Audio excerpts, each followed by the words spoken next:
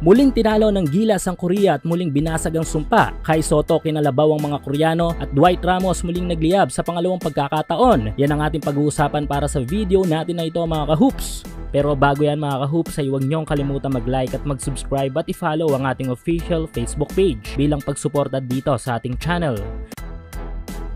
Sa unang quarter ng laro ay naging maganda ang umpisa ng soccer para mabigyan ng pambungad na 9-0 run ang Gilas. Makikita na kumakalabaw na nga dito si Ricardo Ratliff. Kay Dwight nga nagmula ang pambutas na puntos ng Gilas mula sa kanyang 3-point shot. Matapos noon ay naging maganda na ang flow of offense ng Gilas para madikitan at malamangan pa ang soccer ng isang puntos. Ngunit hindi nga pumayag ang soccer na matapos ang quarter na ganun na lang. Kaya't matatapos ang first frame na lamang ng 2 puntos ang Korea 2018. Samantala 4 minutes bago magtapos ang first quarter ay pinasok ang ating pambato na si Kai Sotto na nakagawa ng 2 puntos sa pamamagitan ng isang jump shot. Sa second quarter ng game ay dikit pa rin ang score at may punto pa rin dito na lalamang ang Gilas then lalamang naman ang Korea. Naging maganda ang palitan ng puntos dito ng parehong naturalized player na si Kwame at Ratliff. Si Kai at Balti ay medyo maalat pa rin sa pagtatapos ng first half. Buti na nga lang at epektibo sa quarter na ito si Abarrientos, Heading at White para hindi mapabayaang makalamang ang Korea. At bago magtapos ang first half ay binigyan nga ni Kai Sotto ng isang monster slam ang Korea sa play na ito. Magtatapos ang first half na mahawakan ng Gilas ang kalamangan sa score na 38-34. Si Dwight Ramos ay may 8 points, 6 points naman kay Kwame, 5 points para kay Kai, Heading at Abarrientos mga kahoops.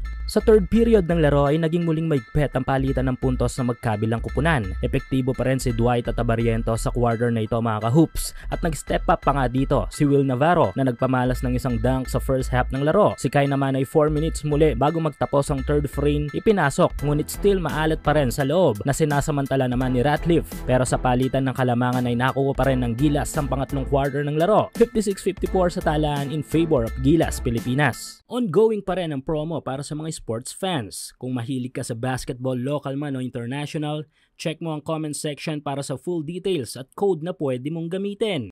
Sa fourth at final quarter ng game ay dikit pa rin ang score. Malaking respeto sa ating mga Gilas Cadets ha, dahil kinaya nilang sabayan ang pakikipagpalitan ng puntos sa mga Koreano. Si Kai nga ay nagliyab na rin dito kung saan ay kinakalabaw na rin ito ang mga Koreano. Mas uminit na rin dito si Dwight Ramos na bumira ng mga tres. Bumitaw na rin ang tres dito si Heading at Go na naging dahilan upang mahirapan na ang soccer na malamangan pa ang Gilas. At sa final seconds ng laro ay nakaka-amaze nga ang pagkakataon kung saan ay napakagandang opensa ang pinakita ng mga bata natin para tuluyang idumina ang South Korea. Ang final score ay 82-77. Ang ating top scorer sa game na ito ay si Dwight Ramos na may 19 points. Sinundan naman ito ni Abarrientos at Heading na may parehong 10 points. 8 points naman kay Navarro at 7 points naman para dito kay Kwame. Si Kai Sotto naman ay nagtala sa game na ito ng 10 points at 8 rebounds sa kanyang 20 minutes sa laro. So 6-0 nga ang naging standing ngayon ng Gilas sa third at final window ng FIBA Asia Cup qualifiers mga kahoops. So congrats para sa ating national team na Gilas Pilipinas. Thanks for watching mga kahoops, goodbye at God bless sa inyong lahat.